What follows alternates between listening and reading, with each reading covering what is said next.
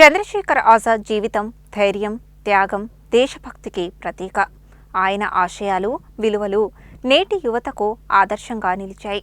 గురువారం చంద్రశేఖర్ ఆజాద్ జయంతి సందర్భంగా కథనం. భారత స్వాతంత్ర సమర చరిత్రలో చెరగని ముద్ర వేసిన మహా విప్లవ వీరుడు చంద్రశేఖర్ ఆజాద్. ఆయన జయంతి సందర్భంగా ఆ మహనీయుని సేవలను స్మరించుకోవడం ప్రతి భారతీయుడి బాధ్యత.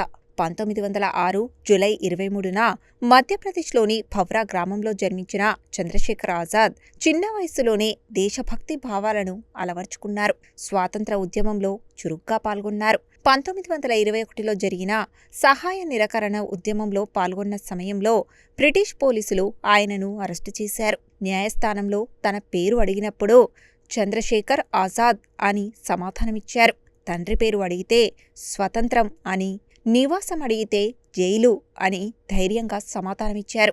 ఆ సమాధానాలతోనే ఆయన పేరు భారత స్వాతంత్ర పోరాట చరిత్రలో చంద్రశేఖర్ ఆజాద్గా శాశ్వతంగా నిలిచిపోయింది. భగత్ సింగ్, రాజ్గురు, సుఖదేవ్ వంటి విప్లవకారులతో కలిసి బ్రిటిష్ పాలనకు వ్యతిరేకంగా పోరాడిన ఆజాద్ హిందుస్థాన్ సోషలిస్ట్ రిపబ్లికన్ అసోసియేషన్లో కీలక నాయకుడిగా పనిచేశారు. దేశ స్వాతంత్ర్యం కోసం తన జీవితాన్నే అంకితం చేశారు. ఆజాద్గా జీవిస్తాను, ఆజాద్గానే మరణిస్తాను అనే తన మాటకు జీవితాంతం కట్టుబడ్డారు.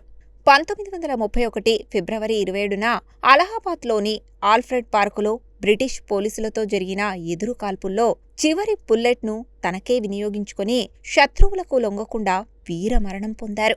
చంద్రశేఖర్ ఆజాద్ జీవితం ధైర్యానికి ప్రతీక. ఆయన త్యాగం దేశభక్తికి నిదర్శనం. ఆయన పోరాటం స్వాతంత్ర సమరయోధులకు స్ఫూర్తి.